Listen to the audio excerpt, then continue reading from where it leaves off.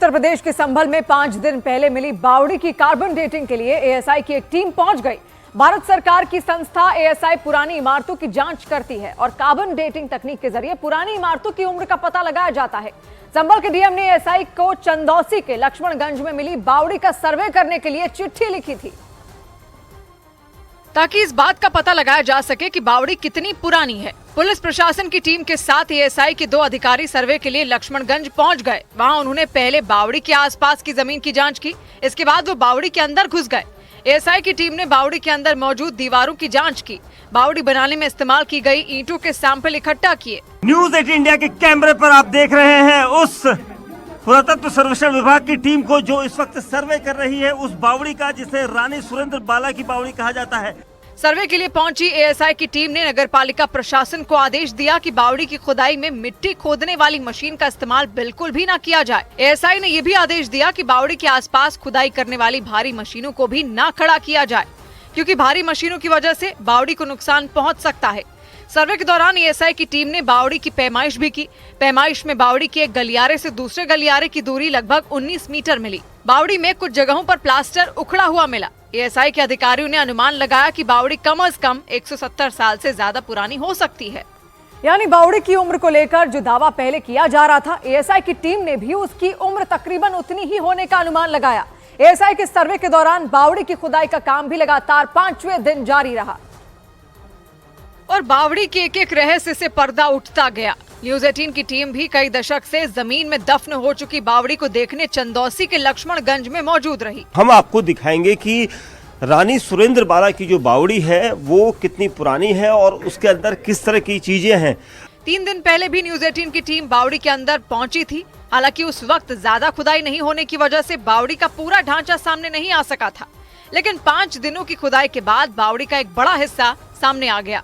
सीढ़ियां साफ साफ दिखाई दी और बावड़ी में बने कमरे भी सामने आ गए। बावड़ी जो है काफी साल पुरानी है और जब सैन्य टुकड़ियां जो थी वो इस बावड़ी में ठहरने के लिए आती थी।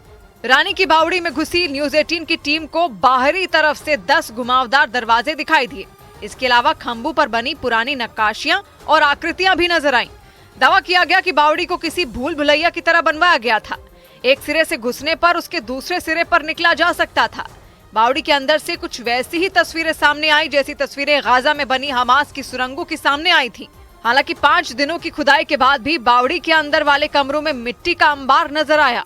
प्रशासन ने बताया कि मजदूरों को लगाकर अंदर जमा मिट्टी को साफ करवाया जाएगा और बावड़ी के आसपास हुए कब्जे को भी हटवाया जाएगा। चंदौसी के लक्ष्मणगंज में मिली बावड़ी के अलावा संभल में जामा मस्जिद से 2 किलोमीटर की दूरी पर एक और बावड़ी मिली। दूसरी बावड़ी संभल के कमलपुर सराय में मिली। दावा किया गया कि उस बावड़ी को पृथ्वीराज चौहान ने बनवाया था, लेकिन बाद में धीरे धीरे वो बावड़ी मिट्टी में दब गई। खंडहर में तब्दील इस बावड़ी को लेकर दावा किया गया कि सम्राट पृथ्वीराज चौहान ने 1180 में इस बावड़ी का निर्माण करवाया था। दावा किया गया कि पृथ्वीराज चौहान ने अपने सैनिकों को आराम करने के लिए बावड़ी को बनवाया था। बावड़ी बनाने में ककैया ईंटों का इस्तेमाल किया गया था। इन ईंटों का इस्तेमाल पृथ्वीराज चौहान के शासनकाल में होता था।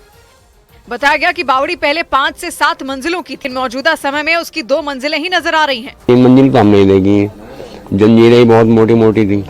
कहते हैं कि एक ऐसा वक्त था जब इस बावड़ी में सैनिकों की टुकड़ियां रुकती थी। बावड़ी जमीन के इतनी अंदर थी कि उस पर हमला करना दुश्मन के लिए संभव नहीं था। प्राचीन बावड़ी के पास ही बरगद का पेड़ भी दिखाई दिया, जहां पूजा पाठ की जाती है। बाद में जब ये इलाका वीरान हो गया तो बावड़ी के पास चोरों और डकैतों का अड्डा बन गया और वहां जाने से भी लोग कतराने लगे। संभल में पहले खग्गूसराय में शिव मंदिर मिला, फिर राधा कृष्ण मंदिर मिला, उसके बाद रानी की बावड़ी मिली। एएसआई की टीम ने संभल के तीर्थ स्थलों का सर्वे शुरू कर दिया। उसी कड़ी में राजस्व विभाग की टीम ने चंदौसी में मिले प्राचीन बांके बिहारी मंदिर का भी सर्वे किया और खंडहर बन चुके मंदिर की जांच की। मंदिर के आसपास की जमीन की पैमाइश करवाई गई। न्यूज 18 की टीम भी चंदौसी में मिले बांके बिहारी मंदिर पहुंच गई। वहां करीब 150 साल पुराने मंदिर का सिर्फ ढांचा ही दिखाई दिया। जर्जर हो चुकी दीवारें, टूटे फूटे दरवाजे, कमजोर हो चुकी छत और चारों तरफ गंदगी का अंबार नजर आया। न्यूज 18 की टीम बांके बिहारी मंदिर में उस जगह तक पहुंची जहां गर्भगृह हुआ करता था। गर्भगृह बिल्कुल यहाँ पर आप ये स्ट्रक्चर देखेंगे, पुराना स्ट्रक्चर हो चुका है, बिल्कुल जीर्ण शीर्ण हालत में है। इस गर्भगृह में यहाँ पर बांके बिहारी जी की मूर्ति थी, जिसमें परिक्रमा भी चारों तरफ होती थी।